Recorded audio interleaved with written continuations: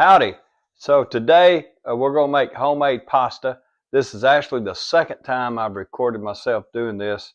The first time I did it, I didn't turn on the microphone, and so I decided to redo it. Actually, I needed to make some more pasta, and instead of just trying to talk over what I was doing last time, I'll just start all over again. So making homemade pasta. This is going to be homemade pasta made with purchased flours. I'm not going to make this with my own milled flour yet. So I'm using semolina flour and double O flour to make the pasta. First thing you do, of course, when you're baking a lot, it's generally better. I've found it better to weigh your ingredients rather than measure them. And so I use my scale, and I weighed out 285 grams of semolina flour. That is a Durham wheat product, and 87 grams of double O pizza flour. My flour came from King Arthur. I really like that company and their flour. And then I added a half teaspoon salt. So that's what I have here. I'll mix it up with a whisk, and so it's all blended together. And then the other thing you'll need is 3 large eggs. These are cackleberries that came from, one of my people from church. And then I've got some water. I'll need a little bit of water. You'll need a fork and probably a bench scraper. So first thing to do to make the pasta is you need a clean work surface. So I've washed this work surface, and I'm just going to pour the flour out into a pile on the surface. Just pour the flour out. Of course, you've already washed your hands, right? And then you make a divot in here. I'll tell you, while I'm doing this, I got into making my own pasta because my family bought me a KitchenAid mixer, and I'm just gonna check, make sure this thing's turned on. Yeah, bought me a KitchenAid mixer, and a few years later, I was looking for a pasta roller kit, and I finally found one for a good price, and I bought that. So anyway, that's how I got into making my own flour. So I'm gonna sort of mash these eggs up here. I made a little well inside the flour, and I'm just gonna pour the eggs inside the well like that. And then take your fork, and you want to just sort of start mixing the flour in with the eggs. I think you can probably see you just sort of drag it around the side, dragging a little bit of flour in, a little bit of time, and just go in a circle. You sort of got a little volcano-like thing going here, and we're incorporating the flour in with the eggs, and the flour is absorbing that moisture from the eggs. And so you just gradually go around, mixing more and more.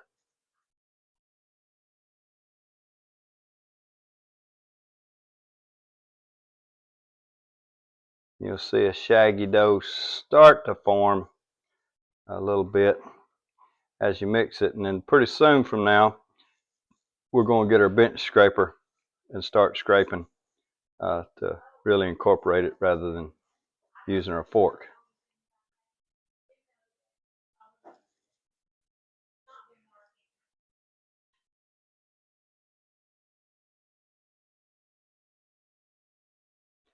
Pasta making is I guess you might say it's a messy process. You need to get your fingers in it. A lot of times you can make bread without having your fingers in it, but pasta you really need to get your fingers down in there. So now I'm going to take the bench scraper. I'm going to further incorporate that moisture into the flour from the eggs. It's real shaggy. That's why I've got the water pour, and a little bit I'll add a little bit of water and see if I can get a dough to start forming.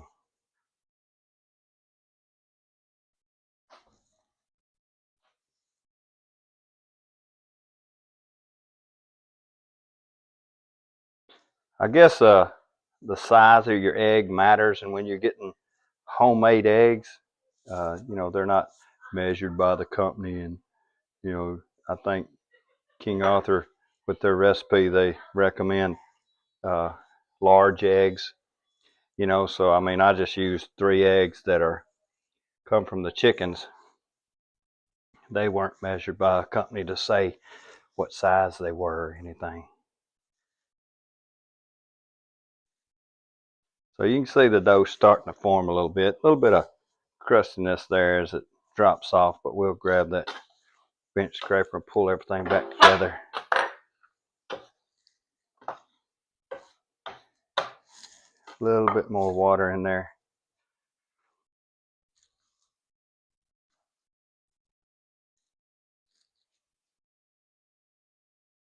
And we're going to knead it for a little bit until we get a soft dough.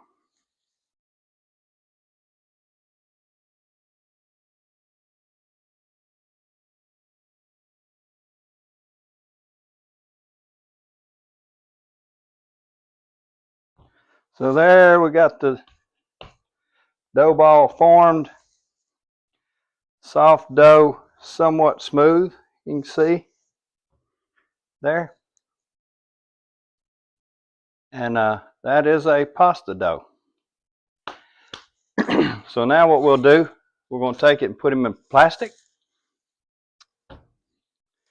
so that he's not exposed and absorbing moisture out of the air, releasing his moisture, you know, and getting dry or anything. We'll wrap him in plastic, let him sit on the counter for about 30 minutes, and then he's ready to make some pasta. So I will probably, I made this pasta. I've got to take it to a young couple that just had a baby. We're going to provide them supper tonight. But I made pasta earlier, made fettuccine, and so I cut fettuccine. So I'll probably take that fettuccine video, splice it on with this one, because I did have the audio on when I made the fettuccine. Probably won't record making spaghetti. This is going to be spaghetti.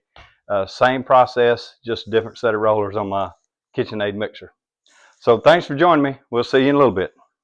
So our pasta is rested, and we're ready now to roll it out into you know, an edible form. What I have is a pan with parchment paper and some semolina flour in it. That's where the pasta is going to land after we roll it.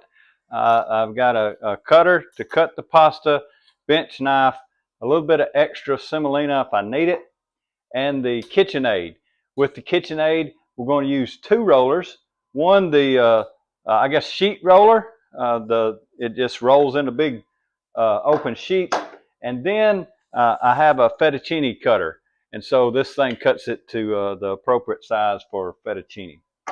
So that's what we're going to do to start. You know, our pasta's just been sort of sitting on the counter, wrapped up in this plastic to keep it from absorbing moisture or drying out. It's probably drying out, it's probably most likely. So we'll unwrap it. It's not really sticky. You know, it's pretty good pasta. And what we're going to do, we're going to cut it into 4 pieces so we can work with it a little better. So we'll do that with the bench knife. These pieces don't have to be exact. I mean, it's just, you know, what we're going to work with at one time. And then put the extra pieces you're not going to use back in your plastic and wrap them up. So so they won't dry out while you're working with this. If you try to work with it all at one time, you know, it probably will dry out. So here we go with the piece we're going to work with.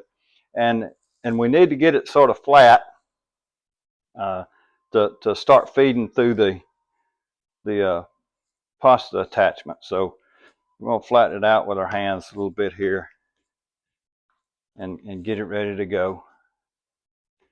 And then attach the attachment to the front end of our KitchenAid. You know, take this little front end plug off, and it just goes in there. Tighten your screw back up, and she's ready to go. This thing has about 9 settings, if I remember. You know, the 1 is the widest. It's a little counterintuitive. Maybe 1 is where you start, and then you work your way up. But it's the widest, and then it gets narrower as the numbers get higher. Need to turn it like this so I can catch the pasta as we feed it through. What we're going to do, we're going to feed the pasta through and keep turning that dial to make the rollers more narrow. And what that's going to do is make the pasta longer but thinner. And so we'll wind up with a long sheet. I will probably need to put some semolina on the surface when we go to land the pasta. So here we go. We're going to start with this sort of flattened out wad of dough, and we're going to start it into the machine.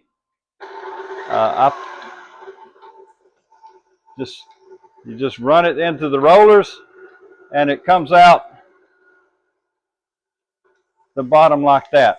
And what you need to do is sort of fold it over like an envelope. You know, fold one side and the other side. I like to get it about to where it's as wide as the machine. And then you feed through sort of the open end here. Feed it through backwards.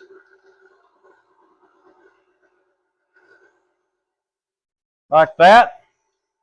And now we just start dialing it down and get some semolina, because I'm about to land it over here in a second. So that was one. We're going to go to two and just feed it through. I like to catch it on the back of my hand. Go to three and feed it through.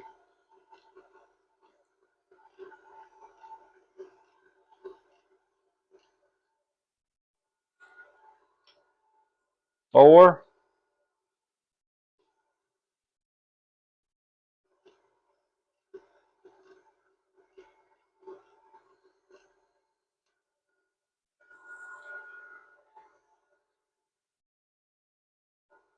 Five.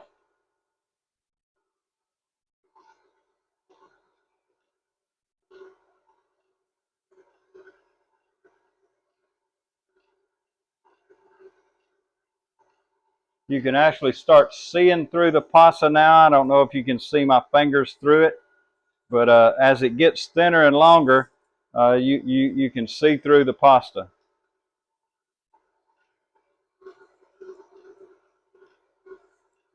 This is probably about as thin as I'm going to get. I'm sort of happy with this thickness for fettuccine. And so I'm going to lay it here while I get ready to change over to the other cutter. So that's why I put the semolina on there. Now, just to tell you, sometimes you're making pasta and you can see how it's thinner down here and thicker up there. I could square it all off. That'd be okay. But I'll just give you a tip here. The end of it, you can see how rough that is and that is. You can square those off with your cutter. Just cut them off and then put them underneath your ball of pasta that you're working with. That'll keep it from you know, drying out while you're working with your other pasta. And then as you get your next ball, you can incorporate that into that set. So let me change this over to the fettuccine cutter.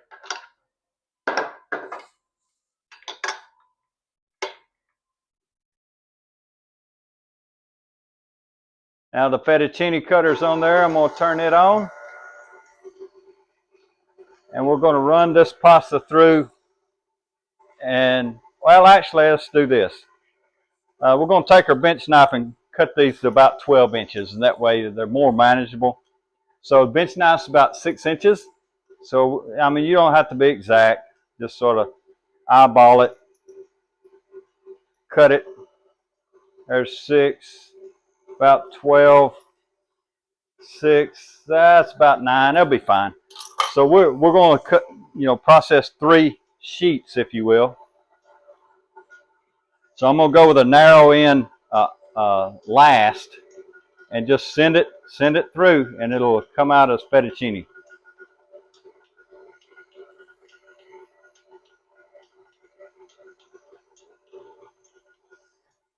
So we'll take the pasta over here to the pan that we had the semolina on it.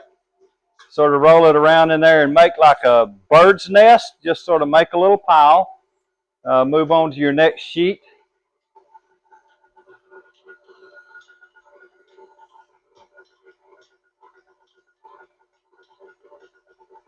feed that guy through, catching it with your back of your hand. This is something that the dogs like because I'll drop pasta on the ground as I'm doing it, and they like to eat it. Just twirl it around in some of that semolina you got on there. And grab your next one. Feed it through.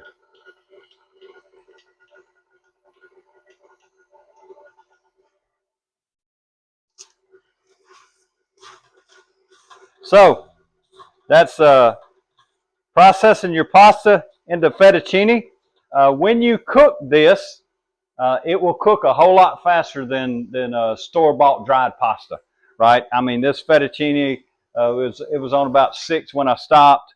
It'll probably cook in about 4 to 5 minutes. You know, where your store-bought stuff will, to get al dente, is around 12 minutes. You can freeze it. You make these little bird nests, and you can freeze it. Sometimes I've taken the bird nests and freeze them like this, and then take that frozen clump and put it in a bag, and it'll keep in the freezer for a while. I like to cook it fresh, and then immediately go into my sauce with it. It's really good pasta, homemade. It's easy. It doesn't take all that long, and it's a good product. So making homemade pasta, that's what works for me mostly.